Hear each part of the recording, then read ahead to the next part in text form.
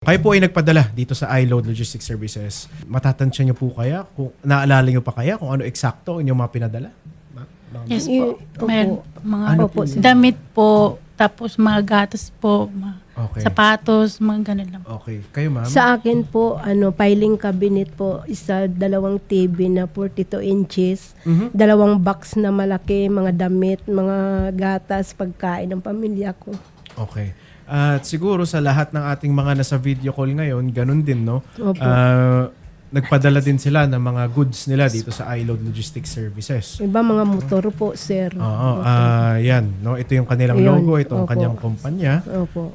Ang gusto ko lang tanungin, ma'am, sa inyong dalawa is paano nyo po napag-alaman itong iLoad na to? So, saan nyo po nakita ang kanilang advertisement? Sa Facebook, po. Sa Facebook. Yes po. Until now ba po, ma'am, bukas pa ang kanilang Facebook page? Ngayon po, mukhang hindi na po gumagana yung page nila po. Hindi Okay. na sila sumasagot sa amin. Wala po silang announcement, ma'am, na Wala sila ay po. nagsarado Wala na? po. Wala po. Pag tinawagan po namin yung nagpipick up po sa amin, unang reklamo namin, sumasagot pa po. Sabi niya, umalis na daw sa doon kasi kulang daw yung pagkain niya doon sa budiga. Kaya umalis daw sa po. Tapos mayroon din akong kausap na kapalit na yung budigera, babae, si Angeline. Hindi ko po makuha ang, nandyan po ang number niya. Opo, ma'am. Sabi umalis na din daw siya ng January. Kaya sabi niya po na pumunta lang daw kami sa warehouse. Pumunta kami para makausap namin yung nagbabantay ngayon doon. Pero pumunta po kami pag-araw, wala sila. Sa gabi siguro mayroon kasi aso lang at saka CCTV ang tao lang po doon sa budiga. Okay, so nakita niyo po ang kanilang bodega sa Antipolo. Opo. Nakita San po Roque namin po. nandun yung mga gamit namin nakatambay. Tapos yung mga kasama namin, yung iba mga motor, wala na po doon. Okay. So, ngayon ma'am, kayo po ay nagbayad para dumating po itong inyong mga gamit, no? Yes, na matiwasay doon sa inyong pinagpadalahan. Gaano po katagal, ma'am?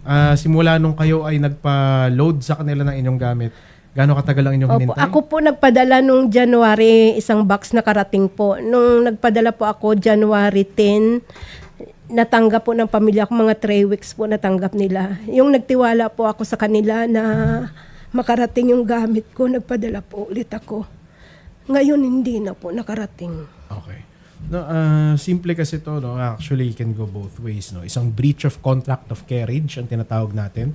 Kasi itong resibo ninyo, it's sufficient na ito ay isang kontrata na kayo ay nagbayad kapalit Opo. ng kanilang payapang pagpapadala ng inyong gamit Opo. papunta doon sa inyong consignee, no? Inyong pinagpadalahan. Opo. Hindi nakarating. So, kayo ay karapat-dapat makareceive ng nararapat na Kahit damages. update, opo. dito. Ang tanong ko lang po kasi, itong iLoad Logistics Services, of course, dahil mukhang sarado na, hindi na sumasagot sa amin. Opo. Kaya ang hinahanap namin, yung may-ari sana nito. Sir Vincent, dito po tayo sa programa, meron po kaming mga complainant na nagpadala sa isang company, no, iLoad Logistics Services. Tinitignan namin ngayon, we are doing our background check sa SEC, pero baka later on pa namin makuha yung mga GIS. First and foremost, Sir Vincent, baka meron po kayong record dito sa DTI ng any, di ba, iLoad Logistics Services para matuntun namin sino bang responsible parties kasi allegedly sarado na daw po sila. No? Sige po, ganito sir, upon checking po kasi dun sa aming just to take note lang po, dalawa po yung possible po na pwede natin tingnan. Yes, sir. DTI. With regards dun sa legitimacy ng company. Una po, yung sa business name. Yun po ay kung sole proprietor. Yes, sir. Just confirm. Kung sole proprietor, then pwede po dun sa BNR, Business Name Registration System. Check po natin doon. Yes, sir. Kung registered siya. But kung corporation siya, definitely sa SEC. And second, kung credited po siya Yes. freight forwarder. Yes, So sir. pwede din po siya ma-check dito sa DTI kay Business Licensing Accreditation Division. Yes, sir. But upon checking po kay Business Licensing Accreditation Division, yun pong nabanggit ang company ay hindi daw po accredited. Ayun. No? But in any case, Yes, sir. ano lang po, kung sakali pong ganyan na may mga customers tayo or kababayan na nagpadala, meron naman din po, kahit hindi siya accredited, meron naman din po si DTI na parang venue para matugunan. Yun pong problema na yan ng ating mga kababayan. Yes, sir. Simply mag-file lang po sila ng complaint dito sa DTI, sa FTED. Mag-send lang po sila ng initial communication doon sa consumercare@dti.gov.ph. Yes, sir. From there, makikipag-communicate na po kami sa kanila. Padala namin kayo ng form, tinapan yung form, and then plus yung mga attachments. And then usually mag-undergo po yan ang mediation proceeding. Okay.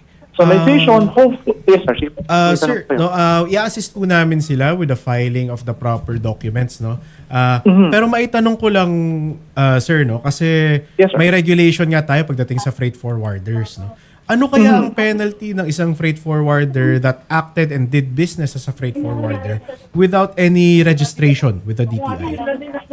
Actually, dun po kasi sa freight forwarder, ano po yan i-double check ko po sir dun sa penalty, Yes. I understand. Yes. Pero din po ng imprisonment.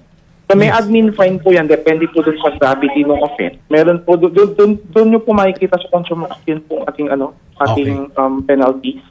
At Yes, depende we po yun will- sa gravity ng offense. And meron din pong imprisonment po yung. So just remind lang din po dun sa mga freight forwarders, importante po na mag-register po tayo, mag-credit po tayo para po hindi tayo pabalikan ni DTI kung sakasakali pati sa penalty. Medyo malaki-laki din po yung penalty. Yes, sir. So, Kasi but- yun yes, sir. nga po we're trying to crack down actually on unregistered freight forwarders. Makikipagtulungan po kami, no? Bukod po dito sa mga complainants natin na present today sa studio, siguro kami rin po ay tutulong sa information dissemination kung saan po sila makakahanap ng listahan ng accredited freight forwarders natin. Kasi tulad nga po dito, sir, malalaki ang value ng kanilang pinadala. No? At let's see, no, kung meron pang responsible person na harap sa atin para ibalik man lamang sa kanila Yes. yung bayan at yung kanilang mga pinagkakaroon. Pwede rin po kayo namin sir matulungan kasi meron naman po kaming list Aha. ng mga accredited na freight forwarders. Yes, sir. Pwede po namin in disseminating po, pag disseminate po ninyo, pwede po namin kayo ma-provide ng mga accredited. Yes, sir. Para in the future, kaming mapakita ito, no, sa mga... Yes, sir. Opo. Para maging ating aware mga din po yung ating mga consumer para kung sakasakali alam nila kung kanina sinong freight forwarder yung pwede nilang Yes. legit na pwedeng hinga ng serbisyo o ng serbisyo.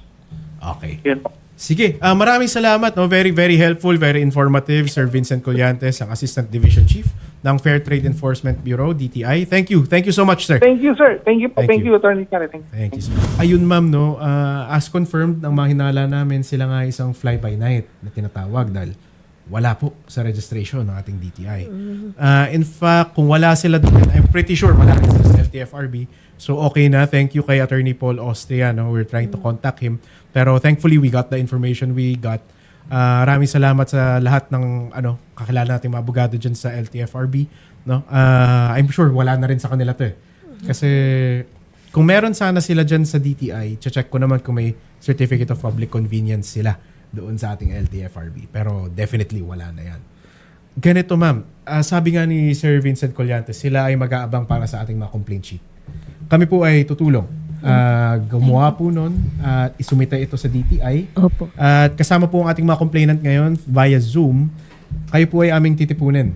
Opo. At tayo ay pupunta sa DTI para sa hearing. Ang DTI na rin po ang bahala maghanap ng responsible person dito sa iLoad Logistics Services.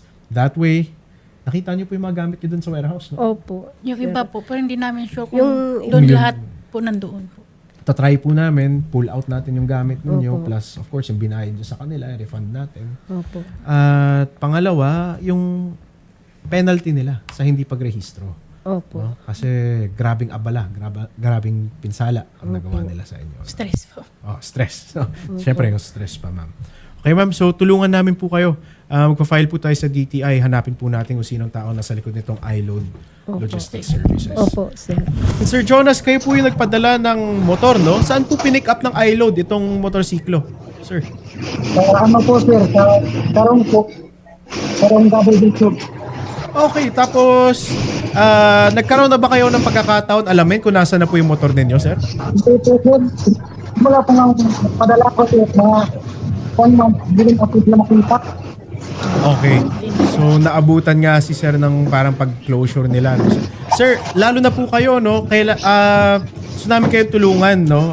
Actually, lahat naman kayo dyan sa Zoom na mag-file dito ng inyong kaso sa DTI para makuha po natin yung motor ninyo, sir. Po, sir. Okay? Salamat po, sir. Sige. Thank you, Sir Jonas Legaspi, no? May kakilala pa po kayo, ma'am, na nagpadala dito? Meron pa ba po? Para isama na po natin isang... Marami sa GC Siguro, namin po. sir, hindi lang nila nalaman sa GC namin. Marami siguro na biktima pa. Baka pwede pong isama nyo ang isang staff namin doon sa GC para maasikaso po sila lahat. Sila po ay mabigyan ng tulong, sabay-sabay na po tayo sa DTI para hindi na po tayo, di ba? Para mabilis po ang action natin dito. Sige po. Schedule naman po natin yan, ma'am. Sige Okay po. Salamat ma'am. po. Sige po. And sila Sir Jonas at yung mga kasama po natin sa Zoom. Maraming salamat din po, sir. Mga ma'am. Sir, ma'am, thank you. Kami po ay magko-contact sa inyo lahat, no, regarding sa ating pagpunta sa DTI para po matulungan namin kayo makakuha ng mga pinadala ninyong gamit dito kay iLoad. Salamat po, sir. Salamat po.